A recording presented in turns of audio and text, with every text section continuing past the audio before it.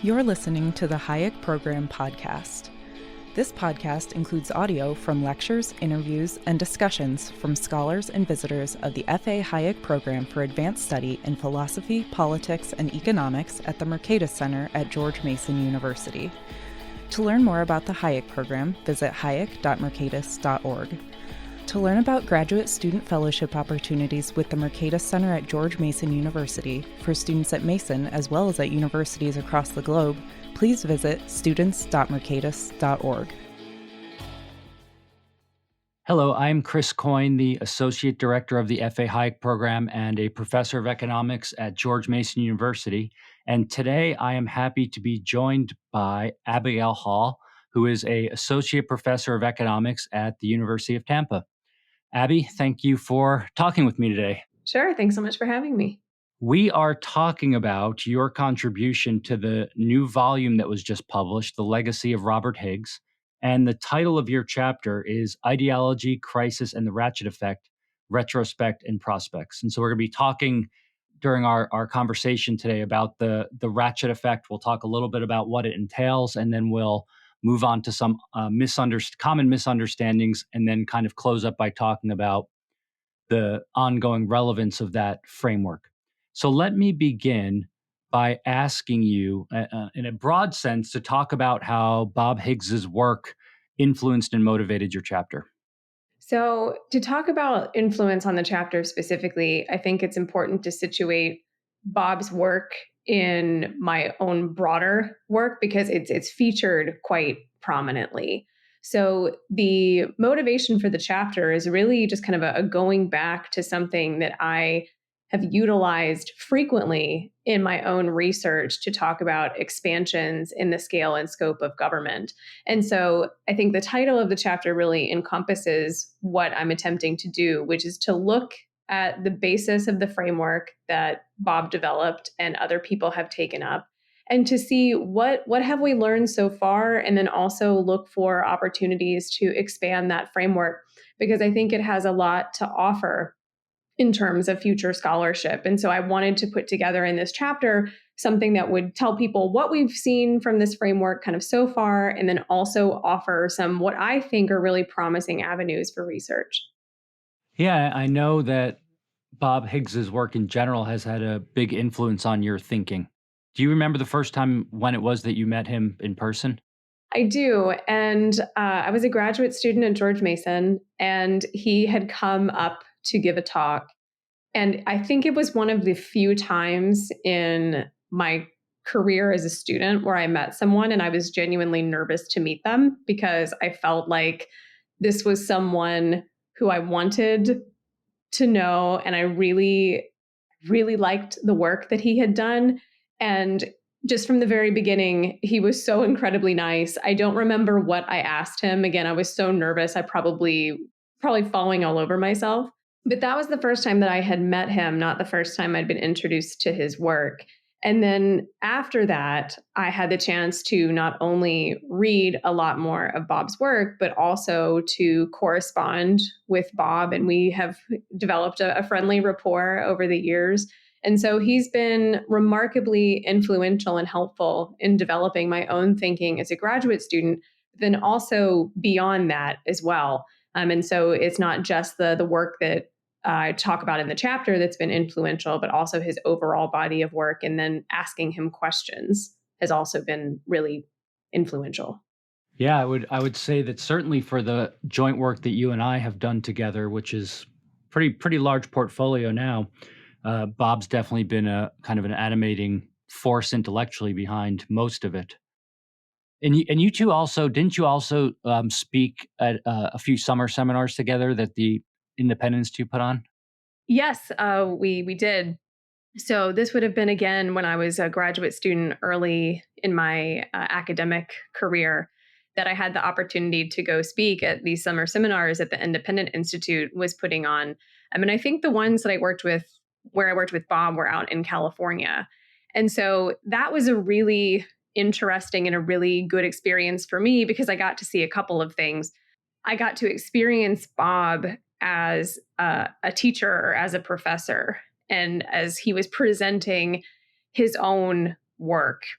And I think that people will find, if they read Bob's work or if they watch or they listen to interviews with him, there are very few people who have a command of economic history the way that Bob does. And so to hear him offer his knowledge in that way and to see how he presents it, not only was, I think, a formative experience for me, because it's one thing to hear someone talk about their own work, but also to see what it was that motivated Bob to do the work that he does. And so it added kind of another layer of influence, or another layer of, this is why this is important. And it just kind of it got me interested and motivated all over again, though I can't say I ever really lost motivation. Yeah, it's great because it's a great story because it does capture, I think, nicely not just the importance of the intellectual component, but also the teaching component, but also the inspirational component as well, which I think is quite important. And one of the themes that I've seen both putting this volume together, but also speaking to the various contributors to it, is the fact that Bob's work has inspired and continues to inspire so many people. Let's return to the heart of your chapter, which is this idea of the ratchet effect. And let's, as kind of a next step in our discussion, if you're willing, say a few words about how the ratchet effect fits into the broader collection of theories which seek to understand government growth. Sure. So if we look at the data, kind of whatever data we want to use to measure growth of government, we see that over time, particularly beginning in the early 1900s, pretty much every Western democracy, as well as other governments, has greatly expanded since that period of time. And so there have been a variety of scholars in different disciplines who've attempted to explain why this has occurred. And they tend to fall within a couple of different broader categories. So people who are familiar with the political science literature might know these primarily as citizen over state theories of government growth, or state over citizen theories of government growth. And basically what that means, or in economics parlance, is that there are demand factors that are potentially increasing the size of government. So consumers are wanting more government, maybe to provide things like public goods or to provide other services that they feel the market is not providing sufficiently or for some other reason. State over citizen theories would be a supply side argument. So here, a lot of the literature from public choice economics becomes relevant, talking about the economics of bureaucracy and the tendencies of governments to expand. And then there are some other interesting hypotheses as well. So you see technological explanations for government growth. Some people have suggested that women's suffrage is correlated with growth in government. But Bob's explanation, or Bob's crisis hypothesis, doesn't fit neatly into one of those categories. In the book Crisis in Leviathan, which he wrote in 1987, he does talk about these other theories of government growth. He has his own categories that he puts them into, so he uses slightly different language to describe them. But his explanation is more of a zeitgeist explanation for government growth. And so it's unique in that way that it doesn't fit into these categories, but it's also really unique in the types of growth that it captures. Yeah, that's a wonderful overview because there is a certainly a unique aspect to the framework that he is offering. While there's some margins of overlap with those other explanations, it's certainly a unique explanation unto itself. And so let's continue on then, and let me ask you to say a few words about this. Number one, which I realize is a somewhat broad or big question, but I'm going to ask it nonetheless. Can you distill down the kind of heart of the ratchet effect model for listeners who may be unfamiliar with it? And then after that, one of the aspects of your chapter that I really appreciate is you spend time going through some of the main misunderstandings of the framework. And so talk a little bit about the framework and then give us some insight into what some of the common misunderstandings are, because that will, I think, help sharpen our understanding of what the framework is and how it applies. Sure. So I'd encourage people to definitely read the book where Bob develops this, because it is definitely an accessible framework. It's not something that people need to understand a lot of complex mathematical ideas or anything like that in order to be able to profit from reading his work. I think I would distill the Ratchet Effect down in the following way. Because of those other factors influencing government growth, government is growing at some rate. But then, from Bob's perspective, there is a crisis that occurs at some point. And this crisis, we could think of a number of different things: an economic crash, a war, and so on. And as a result of this crisis, there is this call for government to do something to abate or alleviate the crisis. And so as a result, what happens is that government expands in scale, so in size, but also in scope, the portfolio or the types of activities that government is involved in. So you have this ratcheting up in the growth of government. Over time, these expansions kind of come to be integrated into the political processes. So what Bob calls maturation in the model. And then over time, we find that eventually the crisis abates. And as a result, there is some drawdown in that expansion of government activity, what he calls retrenchment. But the important takeaway from the model is that government then, after the crisis, is bigger and growing at a greater rate than what it would have been absent the crisis. And so that's the big thing from the model, is that as a result of crises, you have this increase in government and a possibly permanent expansion in the size of government. And then in terms of what people tend to misunderstand, there are two things. So I asked Bob specifically this question. I said, when people talk about your work, specifically Crisis in Leviathan, what do people get wrong? And the first answer to that question, he said, was ideology. And here you see people missing the whole point on this very early. If you look at early reviews of the book, there was a review in the Cato Journal that highlighted that Bob's work focuses on government growth in the 20th century, but then points out, like, well, it's not like crises didn't exist prior to 1900. So they basically accused him of cherry picking his data. But he wasn't cherry picking. What people tend to miss is that in the chapter right before Bob introduces his Ratchet Effect, or introduces the Ratchet Effect, he talks about ideology and ideological, ideology is very much in the foreground of the model. There are ideological prerequisites, we could say, that are necessary in order for the Ratchet Effect to work in the way that Bob describes it in the book. And so a lot of people really fail to understand the importance of that ideological component. And it's understandable, by the way, why this is tricky, because if you ask 20 people in a room to define ideology for you, you'd get some similar things, but everybody would have a slightly different answer. So Bob develops his own definition of ideology, offers, I think, a really nice explanation for ideology, not only in Crisis in Leviathan, but also in a 2008 paper that he wrote called The Complex Course of Ideological Change. So people get the ideology part wrong, or at least they don't give it the attention that it's required. And then the second thing that people tend to miss about the Ratchet Effect and Bob's model is exactly how powerful it is in terms of what types of government growth it encompasses.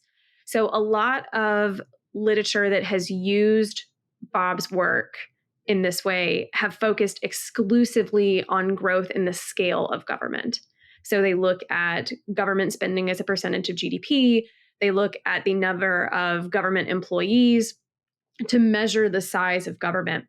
But one of the things that people often miss, and I know is something that you and I in our work together have done a lot of to try to remedy that gap, is to highlight that the Ratchet Effect is not just about scale, but it's also about scope.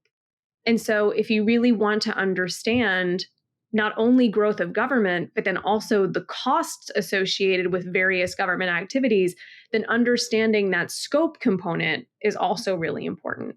So I think those are kind of the two big things that people, when they get the ratchet effect, but don't get the ratchet effect, it's one of those two, if not both of those things that are absent. Yeah, that's great. So let me ask you two follow-ups, one for each. I'll do them in reverse order that you introduced them.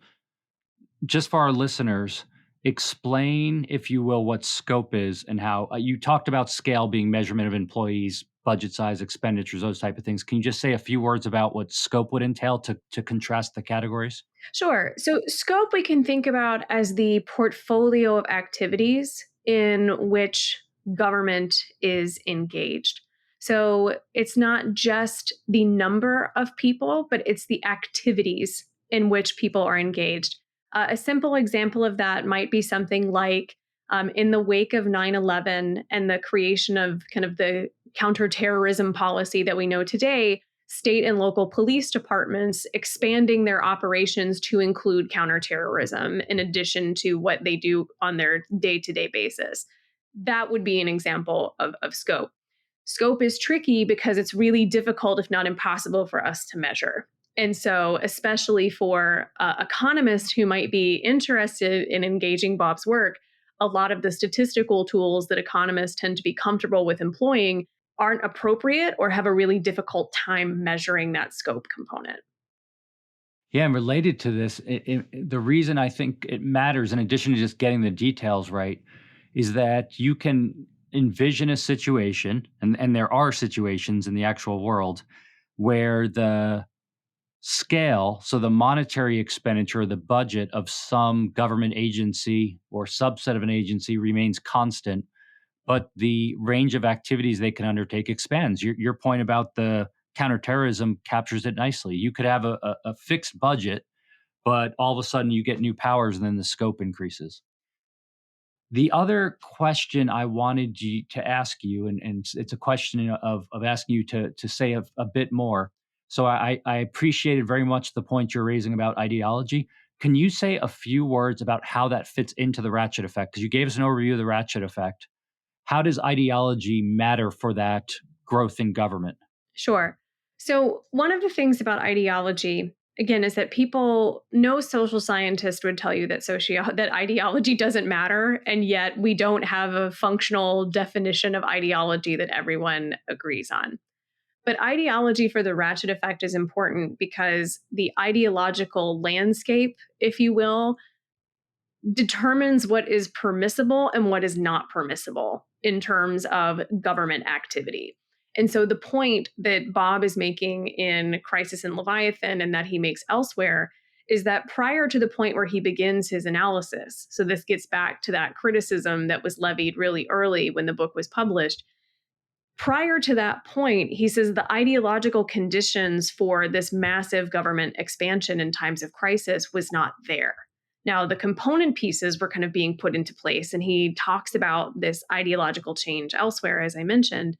But he points out that when you see the rise of progressivism, of this acceptance of, and this idea that government should be doing more or ought to be doing more, that sets the stage or allows for these kinds of expansions in government that we've seen in the early 1900s and onward. Yeah, so that's a great point. And so one other thing I just want to mention, and then if you have a reaction, feel free to jump in. The importance of ideology is both for explaining expansions in the growth of government, and they're both the acceptance on the front end, as you put it earlier, the kind of call for government to do something, the persistence of that growth once it happens, but it also then leads one to recognize the important point that the framework is not unidirectional and deterministic. Because as you put it quite nicely, I like how you began the answer to the question I asked. You talked about ideology kind of sets the parameters. These are my words, kind of the guardrails or parameters of what's acceptable and unacceptable. So it can make things unacceptable that were previously acceptable. Right. In theory, it is possible to have complete retrenchment, or it would be possible to have the government shrink, say, to its pre crisis size. and would also be possible to have the government shrink in terms of its scale and scope. I think one potential avenue that people could look at for research would be looking at and really analyzing examples of just that phenomenon of when government has stopped or has reduced in size, either was it following a crisis specifically. Right. And so from that standpoint, one interesting aspect of the Higgs model and framework, in contrast to, let's say, kind of more standard public choice type frameworks, is that where the more standard public choice frameworks might look at something like bureaucracy, special interest groups, those things are still at work in Bob's framework, but there's also this added component of citizen ideology, which is driving things. So it's not purely endogenous to the incentives facing government actors themselves. Right. In a lot of ways, I think Bob's work, and I know that you and I have picked up on this elsewhere and discussed it with our work carrying forward Bob's framework and ideas, is that citizens play a really critical role in this model. And in a lot of ways, Bob's work and the Ratchet Effect specifically, it places a really heavy burden on citizens in terms of what ultimately happens and what ultimately does not. We're heading towards the end of our time together, so let me ask you to close with your thoughts on the following, which is that we started by talking about Bob's influence and on your work, interacting with him personally. We talked about the Ratchet Effect and the various, or some of the various nuances and components of that.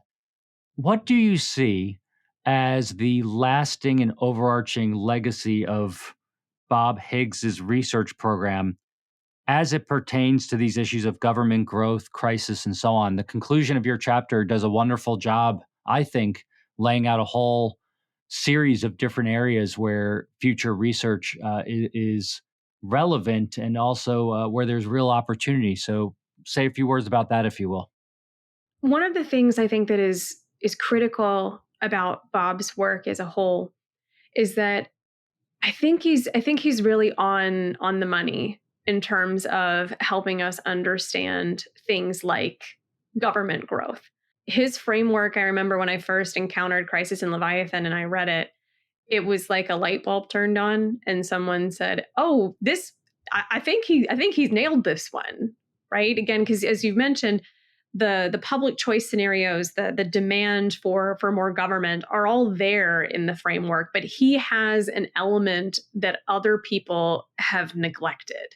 I think that the legacy of Bob's work is not only the things that we have seen so far in terms of people looking at and analyzing the Ratchet Effect, but I think that there's a lot of opportunity for additional work. So specifically on, and as you mentioned at the end of the chapter, I think I offer like 6 or 7 different areas for further research, with, if nothing else, should indicate, I think, exactly how important I think this program is. And I hope that people will do some of these things. But looking at, again, expanding on this idea of scope. So focusing on those analyses that are really tricky, where statistical tools might not serve us very well, but other research methodologies are there. And so in that way, it might be appealing in a cross-disciplinary sense. I think that his work lends itself to discussions about other countries. So far, a lot of the analyses we've seen have been very US centric, which is understandable, but I think that the framework is broadly applicable. And so seeing that framework applied other places is an important contribution. And there are certainly other things too. I think the kind of 500-pound gorilla is someone who's ready to sink their teeth into, or probably a group of people who are willing to sink their teeth into, getting us an understanding of ideology in a way that is more kind of foundational, is not the word that I want to use, but in a way that's more operational.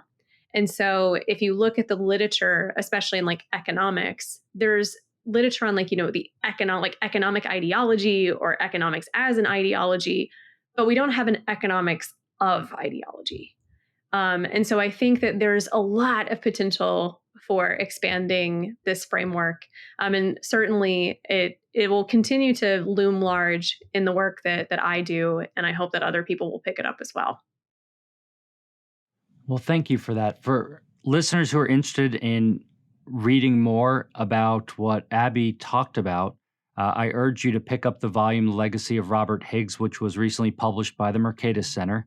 And Abby, I want to thank you both for contributing to the volume and for taking the time to speak with me today. It was my pleasure. Thank you so much. Hello, everyone. My name is Chris Coyne, and I am the Associate Director of the F.A. Hayek Program and a Professor of Economics at George Mason University. Today, I am joined by my colleague and friend, Jayme Lemke. Jayme is a Senior Fellow with the Hayek Program. Welcome, Jayme, and thank you for talking with me today. Yeah, thanks. Absolutely. I'm happy to be here.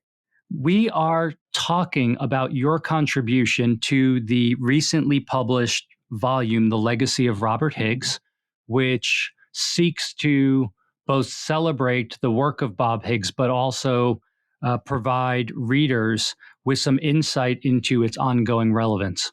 And so let me start by asking you about your contribution. It is titled The Origins and Persistence of Discriminatory Institutions and Ideologies.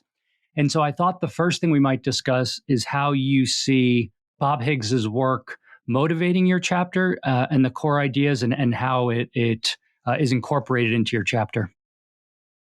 Yeah, I heard the volume exists in physical form now, so I'm really excited to see it on my bookshelf. Yeah, Bob Higgs, his research has just always been cool. I'm sure you're having a lot of other people on the podcast that are going to talk about the Ratchet Effect, but he's just never shied away from developing theories that aren't narrowly restricted to one particular discipline or another. They don't shy away from things that economists sometimes get nervous to talk about. We don't want to talk about culture, or we don't want to talk about ideology because it's not quantifiable or easily modeled or as concrete as we'd like it to be. So I've always really appreciated his work. And then as I learned that he had been writing on the experiences of the emancipated slaves in the American South, and that he was doing so in the 1970s, so before very much work in political economy on this subject at all. I just knew I needed to find out what he was doing. As I read through all that material, it kind of held up to my expectations in terms of looking at the interplay between public and private and talking about ideology. In general, I've had this interest for a long time in trying to understand the nature of oppression, where it comes from, how particular groups come to be targets, how they can get out of it, questions like that. So I hope a lot more people now go back and read that work because it really holds up in a way that you might not expect research on these questions that's almost 50 years old at this point to hold up. So I really recommend kind of everybody checking it out. He has a lot to say that's really informative on these questions that are kind of front of mind in a lot of our political conversations today. Yeah, that's wonderful. And when you say his work, you are primarily referring to his book Competition and Coercion: Blacks in the American Economy, 1865 to 1914? Yes, he has a number of other articles that deal with the same topics as well, including looking at the experience of Japanese Americans, so not exclusively Black Americans. But the book is kind of the big thing where he really gets in deep and where I draw a lot from for the paper. But he does have at least a half dozen other articles kind of directly on this topic as well. Right. And that book was published in 1971, as you mentioned, by Cambridge University Press. And of course, your chapter in the volume has a comprehensive reference list for readers who are interested. In the appendix to the Legacy of Robert Higgs volume, we have a collection or a list of his papers that are published for those interested. So given that kind of broad overview and connection to Bob's work, I want to delve into a few more details with you. Can you say a little bit about what you mean or what we mean when we talk about things like discriminatory institutions and ideologies? And also, are there any, I realize this is a big question, but I think an important one. What's the nature of discriminatory institutions and ideologies in different settings? So government, let's say, versus private interactions or the private sphere. Is there any thoughts you have on that? Yeah, so by discriminatory ideologies, I don't think we mean anything different than just the standard usage of that terminology. So ideas that are shared between peoples. So I guess that's an important piece of it. It's not just me sitting alone in my room having a thought. It's the fact that a mass of people shares a particular belief, which was really, it seems obvious to say that that was significant when we're talking about the experience of Black Americans in the 19th century, because it's just so obvious that that's true. But he talks about some of these pernicious ideologies.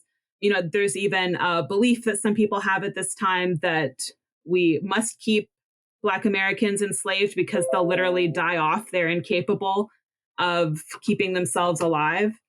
So that's what we're talking about when we talk about discriminatory ideologies. And discriminatory institutions would be enforced systems of rules that apply to one group, but not to other groups. So it kind of sets up a different set of rules of the game that have to be followed depending on, in this case, your race, but it also could be depending on your gender or your religion, or any other margin on which you might be discriminated against. So that's very helpful. That's very helpful. And so then if you have any thoughts on so I appreciate you defining those very clearly. So that's a helpful starting point, because, you know, these terms do get thrown around a lot and they clearly have important meaning. So I appreciate the sharpness that you're able to give us kind of a categorical definition for analytic tractability. So then the second thing, just to reiterate, any thoughts on the different settings then taking those core definitions? Yeah. So one thing that really comes across in Higgs' book is how when it comes to looking at both institutions and ideologies, if we limit our study to focusing either on private action or public action, we wind up missing a really big piece of the picture, piece of the puzzle. And also the private and the public are very interrelated. So if we talk about discrimination in private settings, where decision-making power is lying primarily with the individual, and a lot of what we do is shaped more by our individual choices and preferences, that's one domain where you can get discrimination. And we know that these constraints were very real for freedmen immediately following emancipation. One of the pieces of evidence he puts forward, which I really appreciate, is that land-owning farmers who are hiring Black tenant farmers start to complain that these Black tenant farmers are wasting their money because they're buying things like hair straighteners and skin bleaches. So I think now we have a conversation where we're a lot more attuned to the idea of feeling like you need to perform in a way that makes you look like you're a member of a different group so that you then get to follow that group's set of rules. But, you know, this is clear evidence that people following emancipation felt the need to look white in order to be treated better, to get access to particular jobs. So, and, you know, the most extreme versions of discrimination that happens in these private settings would be things like, you know, overt violence. But there's also fraud, because the Black population had largely been prevented from learning how to read. And so they were easy to cheat in that sense. They couldn't easily go to the court, read the contract, know that they weren't kind of treated above board. You see really quickly that even most of the examples I gave, even though they are about private settings, it's taking place within a public context where you can't go to the public institution of the court to get your fraud addressed. If you are a victim of violence, there's of course a huge problem with the actual on the ground enforcement of the law not being on your side. Another example Higgs gives is of this case where a white landlord is threatening to shoot the Black tenant farmer because he's not following orders at work. And so this tenant farmer defends himself and he winds up being lynched. And nobody gets in trouble for this because the treating people poorly, treating people inhumanely by virtue of their race is just so commonly accepted. So the kind of these interactions between public and private, they are really strong. They mutually reinforce. And one of the things Higgs emphasizes is that especially when there is such a strong preference for discrimination among a population, that mutual reinforcement between public and private discrimination can be even stronger because it's just accepted. It's accepted that private actors who are white are going to have some kind of privileged access to be able to call on the coercive apparatus of the state. And so then from here, this is kind of the environment within which we start to see things like the anti-enticement laws, where white landowners are going to governments to say, hey, protect me from the fact that other farmers keep offering my Black tenants better job offers. So there are laws literally to prevent you from taking a better job, interfering in that private domain. And then the Jim Crow laws and other kinds of segregationist laws also come out of that same kind of environment. But yeah, just that mutual reinforcement between the private and public, and how if we don't recognize the interplay between the private and the public and the ideological beliefs that underpin them jointly, we just miss out on a big piece of this puzzle. And we wind up dismissing kind of a whole big chunk of a problem that should be addressed in order to actually combat instances in the world still today where people are in these very oppressive situations. Yeah, that's great. And, one thing I appreciate in Bob's work, but I also very much appreciate in your chapters is this point. I mean, you have a section in here titled Interaction Between Economic, Social, and Political Institutions. And I think you do a wonderful job just laying out these interaction effects that you're talking about here. And I wanted to get your thought on something I was thinking about as you were speaking, which is, and my when I say your thought, I wonder if you think this is an accurate statement or if you think I'm off base, which is always possible, frequently possible. And in any case, it's this. We typically talk about the economics of discrimination, and there's something to that. There's like the Becker model and all that. And oftentimes people say, well, it's costly to discriminate. You can discriminate if you have the preference for that raises the cost of doing that. And that might all be fine and good. But listening to you, rereading your chapter in preparation for this discussion and thinking back to Bob's work, there's that aspect. But there seems to be another aspect too, which is the people being discriminated against are human beings too. And what are they going to do? So it's true that an employer has to pay a higher price if they discriminate, assuming there's competition, of course.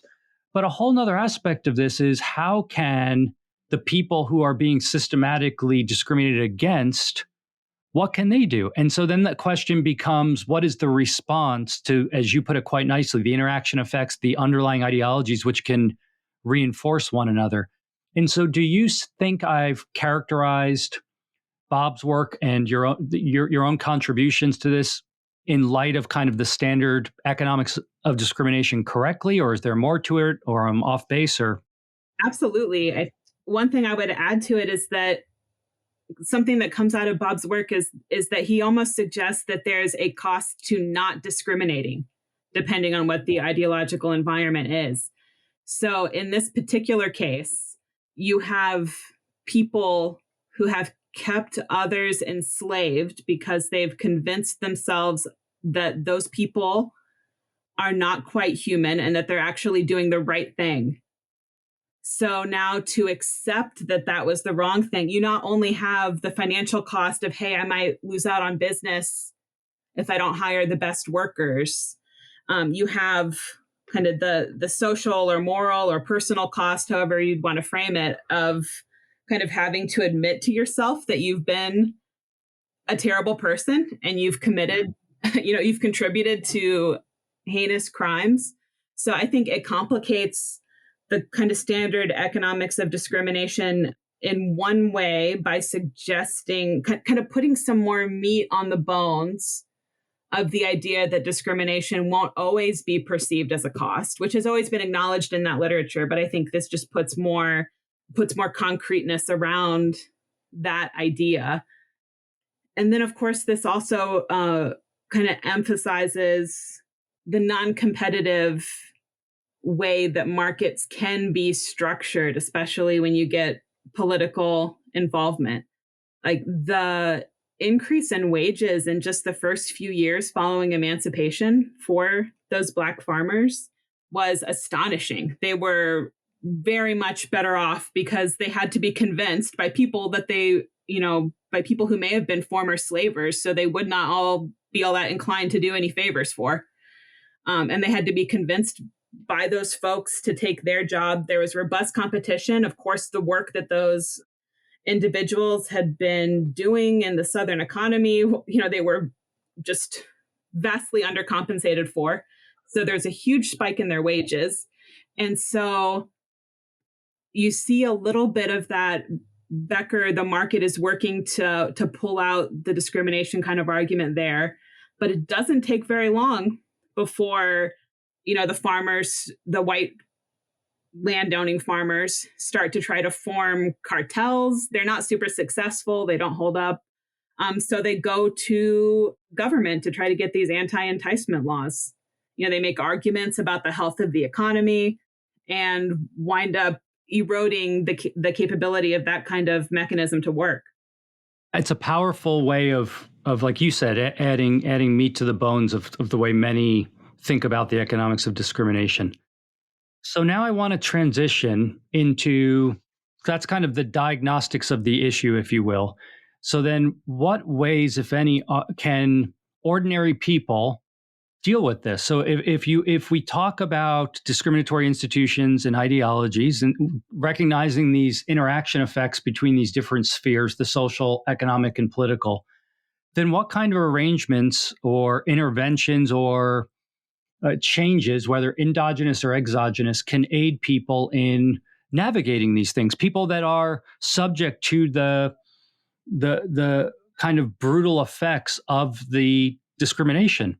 And you have a great section in your chapter titled The Role of Market Competition and Political Competition. And so I was hoping in your answer that you can also bring in some of your own work on the expansion of rights, the various mechanisms through which people are able to deal with these issues. Because I think this is where we make the transition from understanding a historical episodes, which are quite important, of course, as your own work demonstrates as well, but also then being forward-looking in a way and saying, what can be done to address these things? So can you say a little bit about that? Yeah, just for sake of being able to give a relatively concise answer, I'll start by borrowing from Hirschman's idea of exit and voice as two really critical mechanisms through which people can change the institutional circumstances that they live within. So in terms of exit, one form of exit is the market exit of being able to go and take on a better job. We've already talked a little bit about that. So obviously, this is one of the huge advantages and one of the drivers of the increasing wealth of Black Americans, even in the late 1860s and 1870s, is the fact that they could pick to work for somebody else. But another important avenue for exit is just leaving the area entirely. And one of the things Higgs talks about is kind of the open question in historical scholarship at that time, which is, why wasn't there a mass exodus of Black Americans from the South? Why wouldn't you want to get, the hell out of Dodge? And so he talks a little bit about the fact that the freed slaves did know about better job opportunities, but of course, moving is incredibly costly. But once it does get easier for those people to make it to places like Kansas and to make it up north, you do start to see kind of then towards the end of the 19th and the earlier 20th century, a much larger migration. So the fact that people could move away from southern states where these anti-enticement laws were starting to take hold, where Jim Crow laws were taking hold, anybody who could get out would be significantly increasing their freedom and safety. So just the fact that that was an available option was itself huge. So, of course, then the response from a lot of those southern states was to try to keep people from moving out. So, in addition to the anti-enticement laws, there were statutes that placed prohibitive taxes on anybody who came into southern states to try to recruit workers to move out. And then, of course, there was from the private sector, from these mutually reinforced domains of public and private discrimination, there was intimidation and people who tried to make it difficult for Black farmers to leave their jobs. So in my own work studying women's rights in the United States in a similar time, a really similar dynamic happened there, where for access to property rights, for access to a legal regime that would allow you to get divorced, which I know it rings different today in the 21st century, but in the 19th century, that was a major women's rights issue because your husband owned everything that you did and he controlled your ability to work and to make any number of different decisions. So being able to get out of a bad marriage was considered a major women's rights issue at the time. And also access to suffrage. These were kind of margins of progressive legal change that we saw happening in territories along frontiers where people were fleeing or leaving, whichever the case might be, probably some of both, states that had more lockdown laws that were more oppressive. And so the ability to exit, to go to a place where there's more legal entrepreneurship, where politicians are experimenting with ways to try to make their jurisdiction more attractive to business, more attractive to people to come and live and settle in these areas.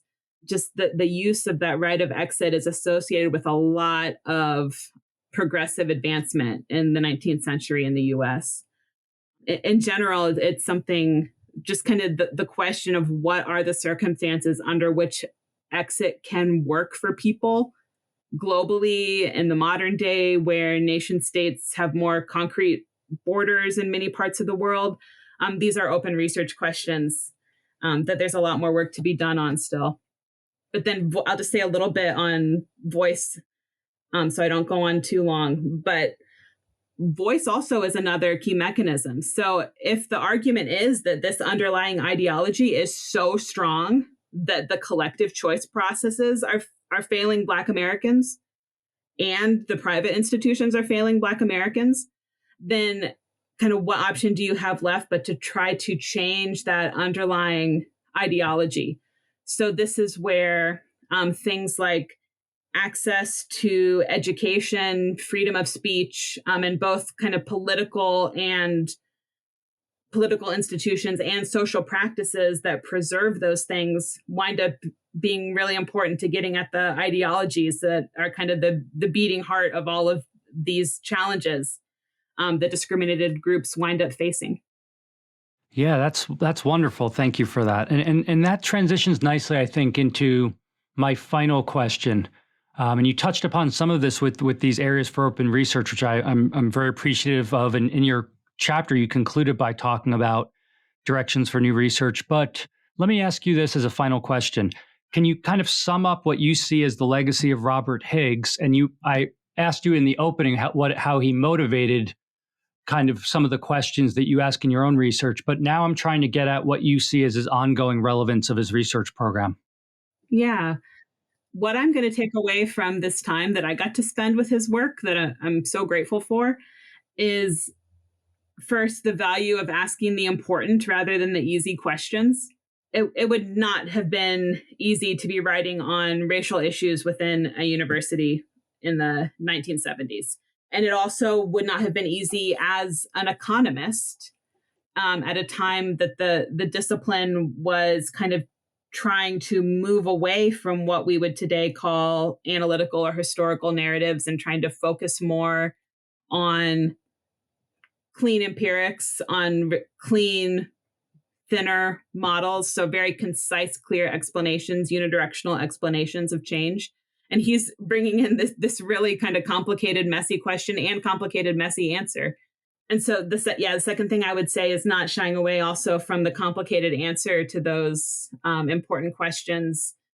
And I think that the direction of political economy the discipline itself seems to be headed in the direction of talking more about ideology, talking more about entrepreneurship in both public settings and from a theoretical perspective that takes Eleanor Ostrom's suggestion that maybe we shouldn't even talk so much about private and public as kind of these two different sets of forces, but instead look at them as an interconnected system that's going to be defined by what the specific institutions of that society actually are, and try to understand how entrepreneurship works in those interconnected environments. I see a lot of research coming out in those directions, and that research has such potential for productive interdisciplinary conversation, because you can talk outside of economics within the social sciences to people about those questions as well.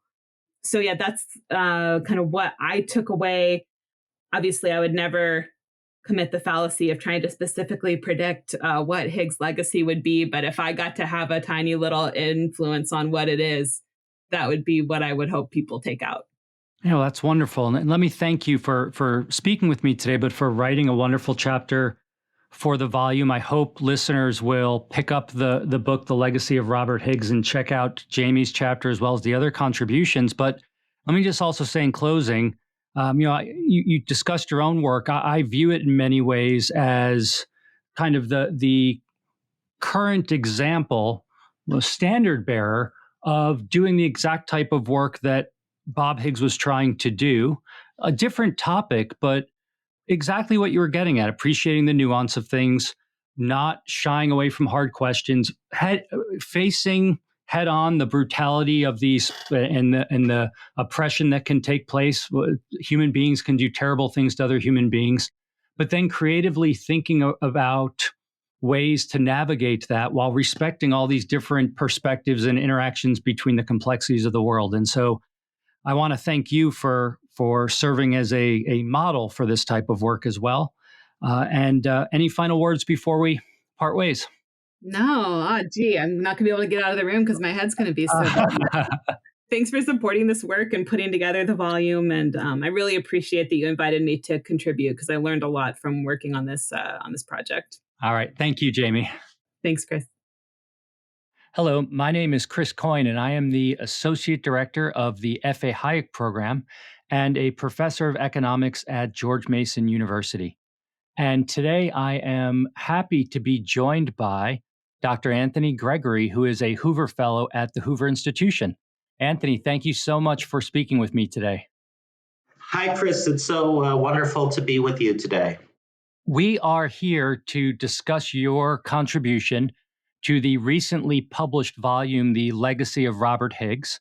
And your chapter is titled The History, Ideology, and Shape of Leviathan, Researching the American State's Ratchet Effect, Growth, and Transformation. And I'm excited to discuss this chapter with you because there's a lot of important ground you cover, both in terms of engaging Bob's work, but also for making broader points about how we think about, conceptualize, and analyze state growth. But let me begin by asking you a question about your personal relationship with Bob Higgs. You talk about this a little bit in the introduction to your chapter, and I know you two have known each other for a long time. So can you just say a little bit about your personal relationship with him and how it influenced you as a thinker and a scholar? Well, I first read Crisis of Leviathan in late 2002. So in that year between 9/11 and the beginning of the Iraq War, I was a libertarian activist and history major at Berkeley, very much interested in a radical critique of state power at times of crises, but also I was also very interested in scholarly rigor. And I found this book and I discovered his work, and I thought, wow, this scholar seems to be doing these two things at once that are kind of hard to do. And it was soon after that I became an intern at the Independent Institute, and Bob would Bob and I would correspond in relation to my polemical articles as well as his. And he was very supportive of me as I became promoted within the Independent Institute all the way to research fellow. He was very supportive of both my polemical and popular writing as well as the scholarly stuff. And indeed, his encouragement of my scholarly side and his telling me that I could become an academic historian if I wanted to is one of those very key moments for me in deciding to go back to graduate school and study this stuff even more rigorously. In the course of knowing him over these 20 plus years, he did become a dear friend. And indeed, some of my fondest memories of all time include Bob and his wife Elizabeth coming over to dinner with me and my now wife Nicole. When we lost our dog, Bob and Elizabeth were people that we called for moral support in supporting and encouraging me in my professional and ideological interests, but also me as a person. He was a very important mentor and still is. I consider him one of my dearest friends of all time in that regard. And it became clear that he didn't just value me for my intellectual contributions or my ideological solidarity, but on a personal level. And I did kind of gesture toward that in the writing because that personal connection is very important, as is his great influence on how I think about the state and how I think about how we should think about the state. Yeah, and that's wonderful. And the reason I wanted to start with that is in itself, it's wonderful to hear. But the other reason more broadly is, the volume, the legacy of Robert Higgs, of course, is supposed to celebrate and engage his intellectual legacy. But one of the really important aspects of Bob's overall persona, I think, is exactly what you've highlighted, his role as a teacher, as someone who influenced and encouraged people. And I think your relationship with him really captures that in a nice and important way. So I appreciate you sharing that with us to start our conversation.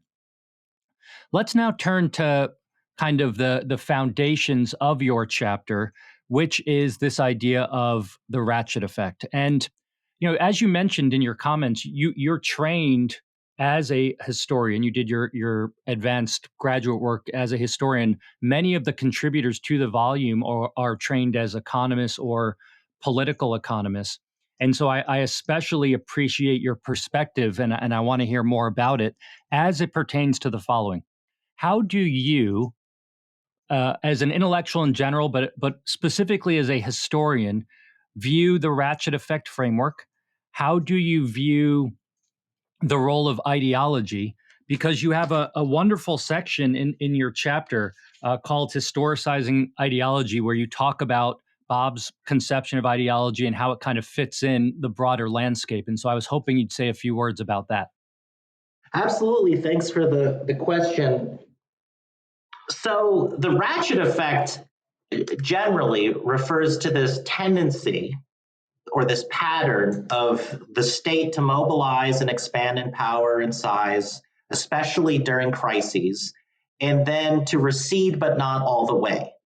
And a lot of people think of the Ratchet Effect when they think of Bob Higgs and vice versa, but he wasn't the one to first come up with this idea. What's so special about his work regarding the Ratchet Effect is he asked this question of why does the Ratchet Effect seem to unfold or seem to be apparent at some points much more than others, right? So in Crisis in Leviathan in particular, he spends quite a good deal on the theory of the Ratchet Effect, and he concludes, or he hypothesizes, or perhaps somewhere in between, he theorizes that the main factor in determining whether the Ratchet Effect is a controlling pattern, let's say, in the development of the American state in particular, is ideology.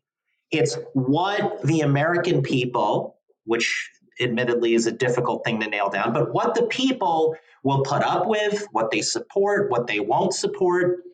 And so he looks at the Depression in the 1890s as an example where there wasn't much of a ratchet effect at all. And he argues this is because there was more of a classical liberal ideology, whereas with World War I, with the Great Depression and the New Deal, with World War II, the ideology had shifted. And he also so he explores the importance of ideas in relationship to the material and institutional realities of the state. And because of this, we need history. We need to actually look at the specifics empirically, that theory alone cannot account for the growth of the state. Now, say a bit more about, if you will, about the role of ideology in history. So you have this great discussion in here about, you situate him with Marx or within the landscape of Marx, Hegel, and others. And I realize these are big topics, and I'm asking you to cover great ground in a few minutes, but it's an important point I think you raise, and I just want to touch upon it for our listeners. Well, of course, these are big topics, and we cannot avoid some oversimplification here, right? But as a general matter, there are idealists and there are materialists. There are those who stress the importance of ideas, maybe more broadly, culture. And there are those that stress the kind of structural kind of forces of history that would lead to one political economy or one type of government or another. Now, Marx was famous for being a materialist, and some would say an absolute materialist, in that he believed that history, especially political history, was determined by the relationship that people had to material conditions, and in particular, their place in the structure of production, their class relationship to the distribution and production of wealth, property, which of course this matters, food, water, shelter, material conditions, and how they're distributed through society. He was a student of Hegel, who also had a somewhat determinist view of how history would unfold, but he believed that in essence it was about spirit, about ideas. To a degree, you could read this theologically. And skipping ahead to some thinkers that we associate more with classical liberalism or with modern libertarianism, a thinker like Mises was largely in the idealist camp, right? He was more focused on human ideas than this kind of more mystical idealism. But he believed that what shapes the nature of the state and determines its trajectory boils down to what people think. And other huge minds within the classical liberal and modern libertarian traditions, like Ayn Rand, were also mostly focused on ideas. Now, as a modern U.S. historian, I take this middle of the road view, which is that, of course, ideas matter, but of course, institutions matter and material conditions matter. And this is something that I've gotten a lot of inspiration from in the work of Higgs, because he discusses this dialectic, this conversation, this relationship between ideas and structures or institutions or the state or capitalism, whatnot. And sometimes the ideas seem to drive institutional changes, and other times institutional changes make possible the flourishing of new ideas. And it's really up to the historian to figure out what the relationship is at any given time. It's indeterminate. Theory alone cannot tell us. And this is actually kind of compatible with other insights Mises had about the limitations of theory. But for Bob, it's not enough to understand, say, something like free market theory or whatever social theory you might embrace you have to really look at the particulars of why people respond to their circumstances differently at some times rather than others, and what this means to the unfolding of policy history, political history, economic history, and so forth. That's wonderful. Thank you. You did a noble job covering a very deep set of topics there in a concise way that people can understand. But I wanted to ask you about that because many people hear ideology and then they think ideas and they think, okay, then it's the ideas that matter. And certainly they do, as you put it, I think quite nicely and succinctly, but so do these other factors as well. And then we have to think about the interplay between them. And as you said, then that kind of, to use Mises's term, we have theory, we have history, and then we want to use them in conjunction with each other to understand the world.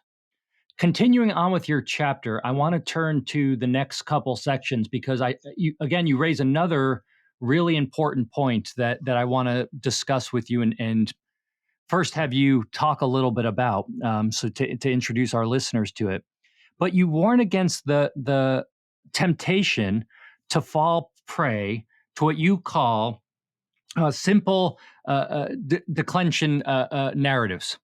And I want to ask you what you mean by that and why that temptation exists, especially among classical liberals / libertarians, but also as thinkers who want to understand the world, how we can push back and resist that temptation. Well, in simple terms, a declension narrative is a narrative of something declining, and in this case, freedom. Freedom is declining, and usually this corresponds to the modern state, Leviathan, modern government, rising and increasing in size and importance. This is a very seductive way for many modern libertarians to look at history, American history. There's a rich tradition about the tendency of freedom to yield, as Jefferson is often quoted as saying. And it's relevant in our discussion today because if you think of Bob's treatment of the Ratchet Effect as a fatalistic understanding of this theoretically understandable device or mechanism where the state will just keep ratcheting up during every crisis, there's an inevitability. There's a declension narrative built in almost in the laws of nature. And it's also relevant because Bob indeed covers in his most famous work and many of his other works, he covers some of the clearest examples of the state growing in the midst of some of the most famous modern crises in American history, most notably the Great Depression all the way through the early Cold War. Now, the problem here is for declension narratives in general, and this is not something I would attribute to Bob's actual worldview or what he writes specifically, but the problem with a knee-jerk or reductive declension narrative is it just doesn't account for a lot of the interesting paradoxes in American history and the many ways in which Americans are as free or more free than they used to be. There's a recognition by almost everyone who believes in the declension narrative. There's a recognition that that the abolition of slavery and Jim Crow were great triumphs for liberty, that more equality for women, for minorities were important triumphs for liberty. There's a recognition even among some more sophisticated, adherents to the declension narrative that free speech, the right to bear arms, certain civil liberties, even in economics, the principle of general incorporation, as opposed to the more patrimonial system of corporate recognition early in the Republic. There's recognition that there's been progress on a lot of fronts. But I would say the propensity is for declension narrators, if we might call them that, there's a propensity to kind of take for granted all of the progress toward liberty is something that's just baked in, that's like technologically driven, that's just something that modernity is going to bring about one way or another.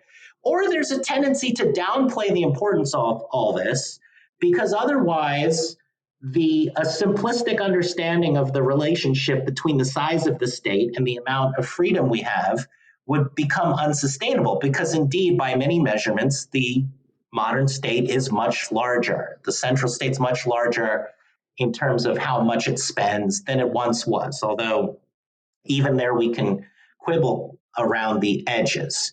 So what I think we need to do to kind of reconcile these realities is to have a more qualitative understanding of state power. And this is something that also comes through in Higgs's work, but it's not always, I think, what readers come away from it first and foremost. We have to understand that the size of a government agency's budget is not at all an accurate reflection of how much it's violating people's liberty or how much power it has. One point I believe Bob makes is that, courthouses don't cost that much in the scheme of things, but what a judge decides has this huge, potentially coercive impact on people's lives. And one decision or another might not matter that much in terms of fiscal ledgers, but it matters quite a bit to human liberty. And this, too, this qualitative appreciation of the state, something that I refer to as the shape of the state, is also better understood. It's more legible through historical analysis than pure theoretical analysis. Yeah, well, thank you for that. I appreciate that overview of the argument. And like I said, I enjoyed your whole chapter, but this part about just checking our thinking and the way we are understanding Bob's framework and applying it, I think is quite important for everyone, but certainly for those of us who are skeptical of state power. For the reason you said, there's a tendency to kind of distill it down to a very simple causal, almost deterministic type of relationship, but that misses a lot of important aspects. And of course, I mean, the other thing is that you can have growth of government, for better or worse, depending on how one judges it, absent a crisis too. So there's crises aren't the only source of the growth of government, which also Bob recognizes as well. So then we're heading towards the end of our conversation. So I want to transition logically and in a linear manner out of what we just talked about into what it means. And you talked a little bit about what it means in terms of how we think and do social analysis. But now I want to ask you to close by saying a bit about this topic of research agendas. At the end of your chapter, you talk about multiple research agendas, and you don't have to go through all of them if you don't want, or you're welcome to, but perhaps just touch upon kind of the open areas where you see that we can be forward-looking and applying Bob's framework and research program. And in doing that, any comments you have on his lasting legacy or anything else you want to touch upon, please feel welcome to mention it. Well, I'm in my work and in a lot of the work that I'm most drawn to, we see this emphasis on crisis. And I think that Bob Higgs has encouraged other researchers to pursue this, and he certainly encouraged me in this regard. I gather that in his work, he does have a special interest in this long period from, say, after the Civil War, late 19th century, all the way through the middle of the 20th century. I think I've never asked him this directly, but given his work on regime uncertainty, his work, many of his articles and other kind of monographical works, that he privileges this as a pivot in American history. And for me, that's certainly been one of my most favorite periods to study, and kind of the long long Gilded Age or through the progress. I guess I'm unfairly chopping off a pretty huge chunk of American history, but I like that period. His emphasis on the qualitative, and I mentioned courts and judges, he notes that, even someone interested in economic history, of course, he's trained in economics, and I am not at all, but I appreciate that he recognizes the importance of legal history and in understanding the cultural dimensions of Americans or anyone and their relationship to the state. I'd say that this kind of very qualitative use of source material is inspiring. Most of my research has been in legal history.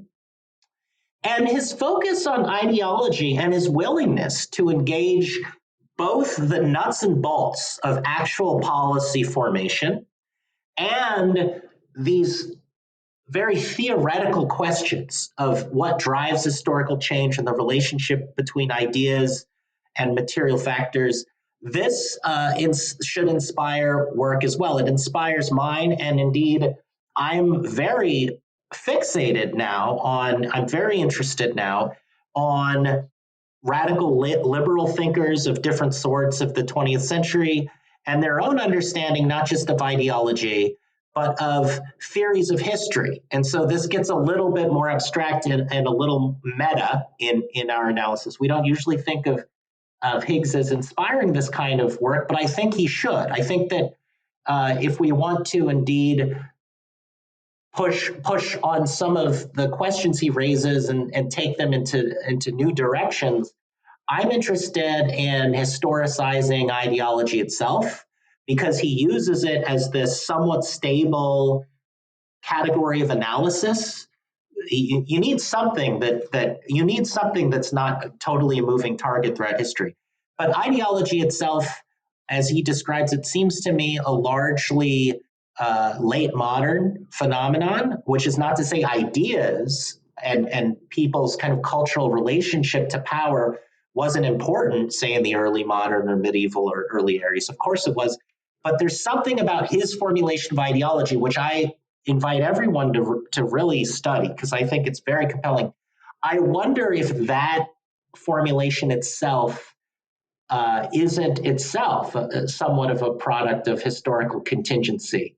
And so in understanding the relationship of the state and ideas critical of the state, right, and how those have changed over time, it's interesting to me that a lot of the famous critical views of the state that become systematized and theorized arise after these big moments of crisis, especially after World War II. So much of my next research will probably move on to later in the 20th century to kind of pick up on that story.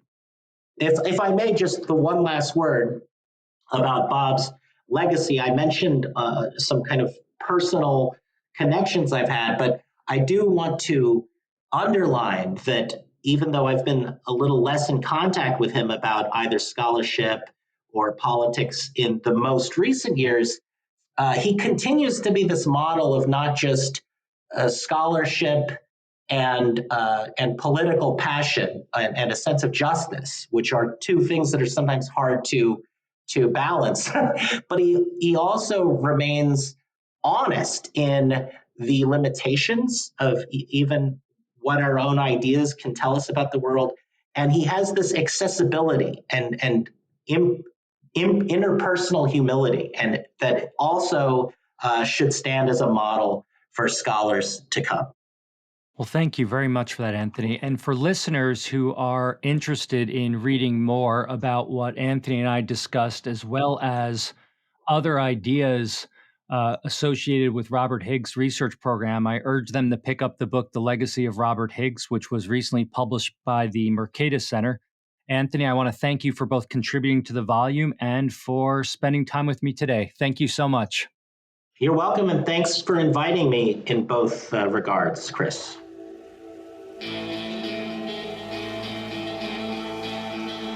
Thank you for listening to the Hayek Program podcast. To learn more about the research, scholars, and work of the Hayek program, visit hayek.mercatus.org. For more information about graduate student fellowship opportunities for students at Mason as well as at universities across the globe, please visit students.mercatus.org. We hope you recommend students to our programs or consider applying yourself.